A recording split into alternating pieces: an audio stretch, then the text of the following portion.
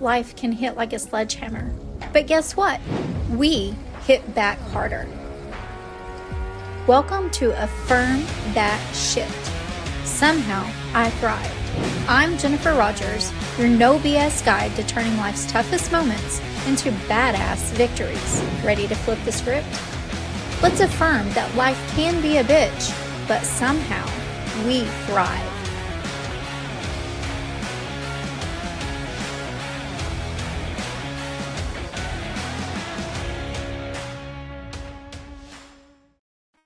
Welcome to today's episode of Affirm That Shit. Today you're going to be hearing from Connie Walton.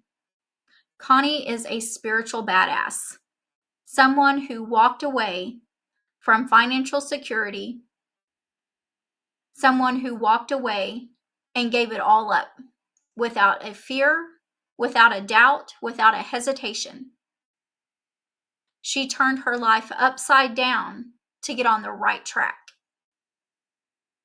Today, you're going to hear about that story. You're going to hear about how she left it all behind, her relationships, the expectations, society's expectations, what she'd been taught, to shed her skin and become the phoenix that she is today. But before you meet Connie, let's jump into our affirmations. And these are around Connie's story and finding liberation in herself. What I'll ask you to do is to take a deep breath in, hold, let it out slowly, and repeat these with us. I release any fear or doubt and embrace the power of my spiritual beliefs. I release any fear or doubt and embrace the power of my spiritual beliefs. I release any fear or doubt and embrace the power of my spiritual beliefs. I reclaim my power and embrace my inner strength. I reclaim my power and embrace my inner strength. I reclaim my power and embrace my inner strength. I celebrate my uniqueness and honor my true self. I celebrate my uniqueness and honor my true self. I celebrate my uniqueness and honor my true self. Stay right with us. After this break, you'll meet Connie. Imagine a space where you let go, where the clamor of the world quiets and you meet your truest self. At Yukio, through sound vibrations, Reiki, and the wisdom of tarot, we help you release what no longer serves you, align with your energy, and renew your spirit. Begin your journey back to yourself today.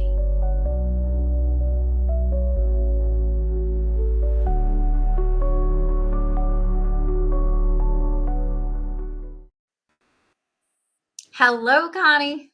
Hello. How are you, my friend? I'm doing good, sister. How are you doing today? Doing amazing. Well, thank you for joining us on Affirm That Shit.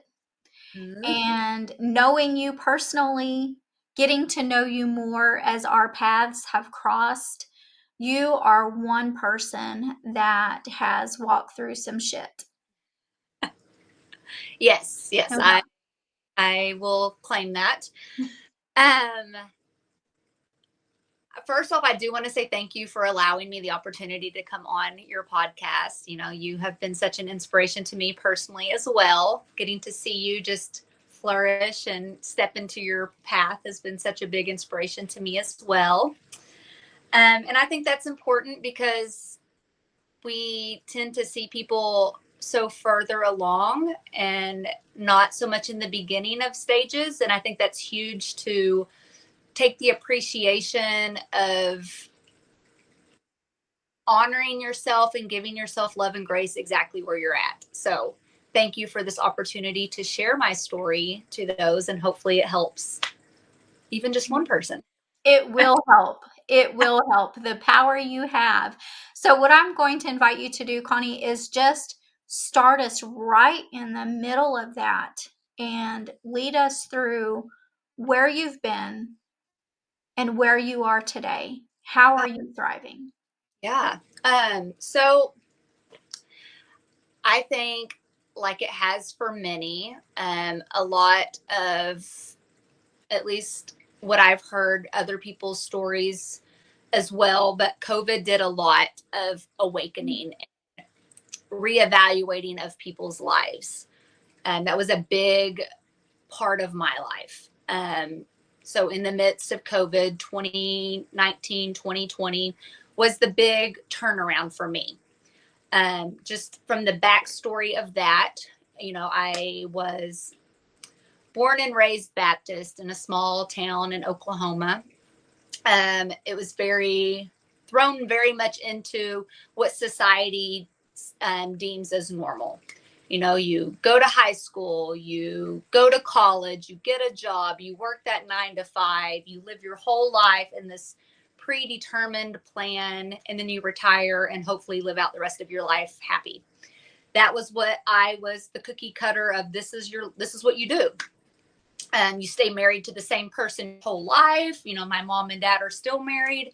And so that was always my mindset, being raised into that. You don't get divorced. That is totally not okay. So that's how I was always raised. And then I was kind of the black sheep of the family, the rebellious one. And so, of course, at 16, I was testing limits. I knew everything. Sneaking out of the house. My mom didn't know anything. I knew everything. And at 18, I'm pregnant. So I'm pregnant in high school. Senior year, I had my first child. I still kicked ass, though. At the time, I hated high school. I still hate high school. Like, high school was awful. But I did the shit. I went back into it. I, did the online class while I was during that leave of having a baby, went back, finished senior year, went directly into college like I thought you were supposed to. I'd moved out my senior year, so I was living on my own. And that was the first big pivotal moment in my life where I stepped out of society norm, and I experienced that first shift of, at that time, I thought I was being more shunned because I wasn't doing what I was supposed to. But then I went in, became a nurse. I went straight into nursing from there. At that time, I thought that was my calling because I knew I've always been a healer. I've always loved helping people. And I didn't know what that was then. I've always been an empath. I didn't know the way on other things other than God and Jesus and knowing all of that. That was the only thing that I knew. So I didn't connect to those two. I didn't know what any of that meant. I was alone on this journey. And so at that time, I didn't know any of that. So I went into nursing. Like I said, I had been in several abusive, awful relationships during that time frame up until my first marriage. So fast forwarding from, being a single mom in and out of shitty relationships, you just learn, you think that that's the normal, that the abusers, the cheaters, the drunks, all the things that come in with it. You're young, you're partying, you're doing all the things, figuring out who you are. And so all of that fast forward to my first marriage, which I ended up marrying someone on the narcissism scale. Didn't know it at the time. I was in that relationship with someone who at the time I thought just loved me, wasn't abusive. Turns out it was a different kind of abuse, whether it's not verbal or physical, it's the controlling. Right. There's an emotional piece to that. Yes. And still shaping me into who I'm supposed to be becoming, which is a big piece of all these awful things you go through in life, you don't see the bad in it. You don't see what's happening in that. You don't see the shit you're in when you're in it. But then when you're out of the shit and you realize that you needed to go through that shit to become you. Mm-hmm. And so getting out of that was one of the toughest decisions in my life, because at that time I had my second child, but in my eyes, I did everything correctly that time. You know, I was married before I was pregnant. You know, we had a house together. We created this family together.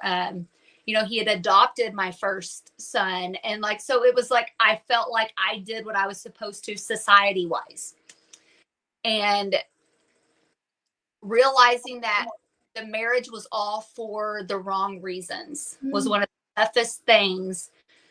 I never fully loved that person. I went into it all for societal norms and what society deemed I should do.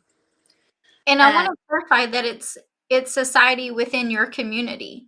Yes. It's the expectations within your community. You're not saying that every society viewpoint is this way, but how you were raised, the examples that you were given, the expectations that were put on you, that's what you're calling your societal norms. And I think another huge part of that was timeline. I was getting close to 30. I knew I wanted another child, and I didn't want to have another child after 30. And so that was another key point in that time frame of my life, is I felt like I was on that timeline.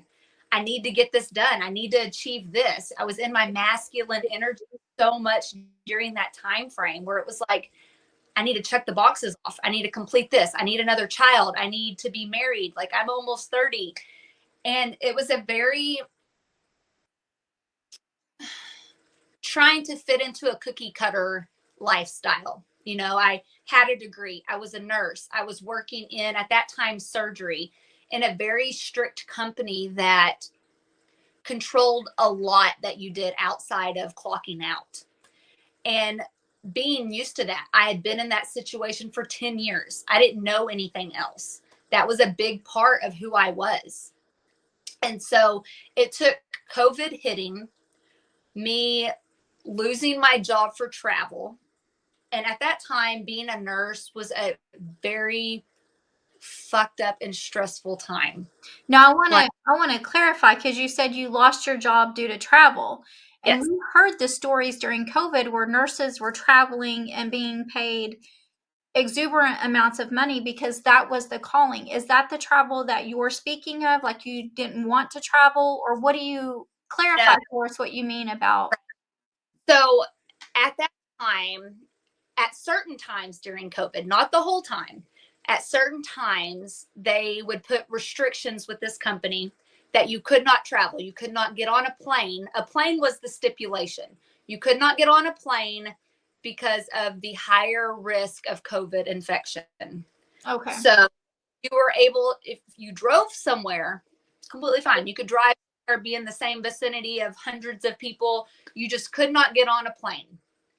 And so the first go round, I'd canceled my trip, and we had rescheduled it for, it ended up being spring break was the second time to reschedule. And so the week before, it was not a high risk time. So anybody who had went and traveled, got on a plane a week before was completely fine. But because of the time my second time was rescheduled to, it was a high risk COVID time, and I was not allowed to travel. Well, at that time, there were stipulations where you could approve to get the time. You may get it off. You may not. If you get approved, you may have to go 2 weeks, no pay. There was a lot of possibilities of this or this or this. Like, there was never a for sure answer. So I did not give out the correct, like, I did not, how do I say it? I did not relinquish where I was traveling to. I took my own time afterwards to quarantine, took a test on my own, was negative, had no symptoms, came back. And because someone had told on me for traveling, I ended up getting fired for it. And so it was a big slap in the face. I'd never been wrote up, never had any kind of disciplinary actions. And because I had traveled during COVID, I was immediately terminated. And so that was the first eye opener where I was like, I'm not happy in my life. Like, I, of course, went through all the stages of grief. I was pissed. I was crying. I was sad. Like, why did this happen to me? I just was trying to get a break from this, trying to, I went through all the stages. And then when it finally sunk in, I was like, I'm not happy. I wasn't happy. I probably wouldn't have left if I wouldn't have got terminated. And then I even evaluated the rest of my life. I'm not happy in my marriage. I'm not happy in anything right now in my life. And that was the first big eye opener in my life where I was like, I'm not happy. I have to change it. Nobody else is going to change this for me. And like I said, it was the toughest decision I had to make because I had to, first off, confront myself that I'm living a lie, that I'm not happy. And I think that's one of the biggest things is making that decision, getting out of your comfort zone. I could have easily stayed married to someone I didn't love, easily went back into nursing, continued doing a career that I wasn't passionate about anymore, that was draining of me. But instead, I decided to change it all because I was not fulfilled anymore. And how far into your journey from being terminated or separated from your employer and then realizing this isn't the life I want at all, when did you start getting those pieces and those feelings like now's the time to make a change, now's the time to make a shift? So I was terminated in April of 2020. And then I took about a month off, maybe. At that time, I was looking for another nursing job, which I ended up going to work at like an urgent care because still got to pay the bills. Right. And then I was separated within by August, September.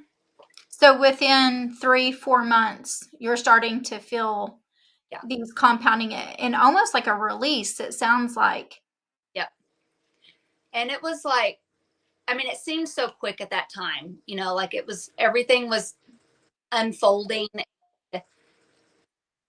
Like I said, really, like looking at it now, it was seasonal. Like it's like, you have your cycles. And to me, that was the transformation, the death and transformation of something. But I had to be willing to shed that and let it go. Yes. And the first step was that awareness. And like I said, that was one of the hardest things because, like I said, even with the marriage, we had tried to do an open marriage because I wasn't happy. That, of course, did not People are going to be like, what's an open marriage? What does that mean? So an open marriage is where you are allowed to still see other people. Like you are not, and of course, everybody's open marriage is different. Like you can put whatever rules you want on it, but basically, we kind of dabbled a little bit in like the swinger lifestyle. Like we were trying to try that out to spice up, just thinking maybe that was what was wrong in the marriage. And like I said, we went to a couple clubs, just testing the water. And again, this is complete because you talked about in the beginning those societal norms. This would be completely abnormal for anybody in your circle to know about you. Anybody to find out that, okay, Connie's doing what? She traveled when she wasn't supposed to. She's got an open marriage. Who are we looking at? So I can imagine when you're looking at yourself in the mirror every day and you've got this internal fire burning of the person that you want to be versus trying to maintain that boxed figure. Because to me, like, internally, I know I am a freaking sexual goddess. Like, I know this about myself. And so it's trying to make that work. So that's what I was trying to do, was make it work in my marriage. Because I was completely switching everything up. And so, like I said, we had attempted that. It was a no-go. Too much jealousy, too much insecurity on the other side. And which we didn't even really cross that line. It was just dabbling in that. And then I actually had went out on my own. And then that was when the first line had crossed, because then he took it upon that I was a cheater, even though I was done. Like, we weren't even sleeping in the same bed. Like, I was done. I didn't want any part. And like I said, it was a very toxic time.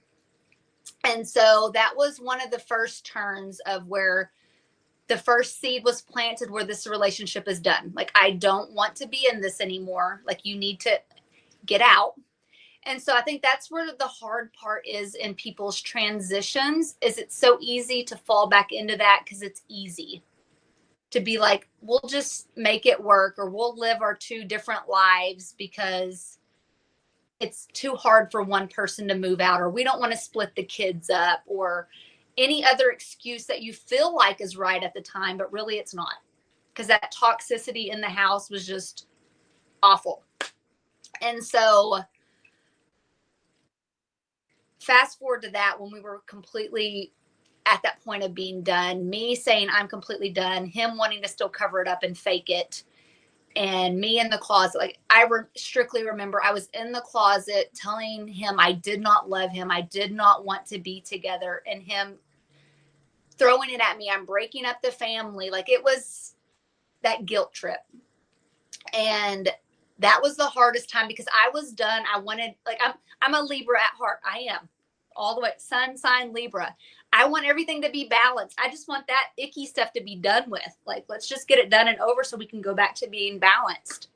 And so that was the hardest part, because that conflict, that confrontation, I was giving it my most and having to step up to be the bad person. Yes. And it wasn't being received.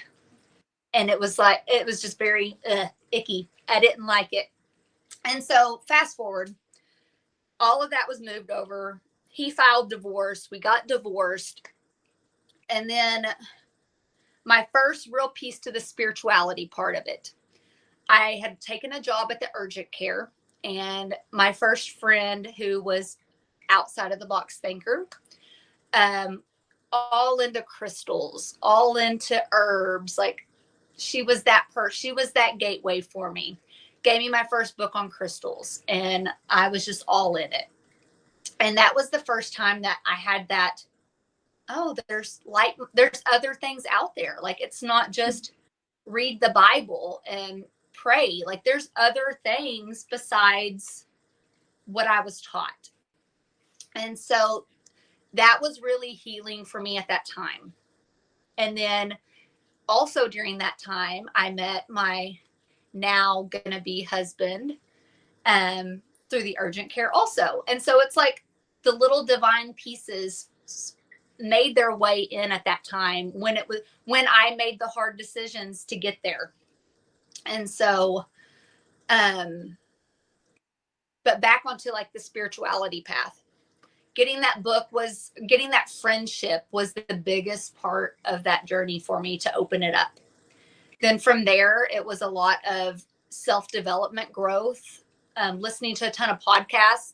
Podcasts were my thing. Like, I could mow the lawn and just get in the zone listening to podcasts. My first one that really sparked and got the fire going was It's Fucking Spiritual.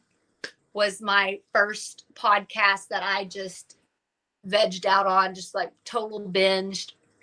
And I ended up going to a healing retreat from Rachel Gibbler. And it was the most powerful healing experience that I have ever had in my life.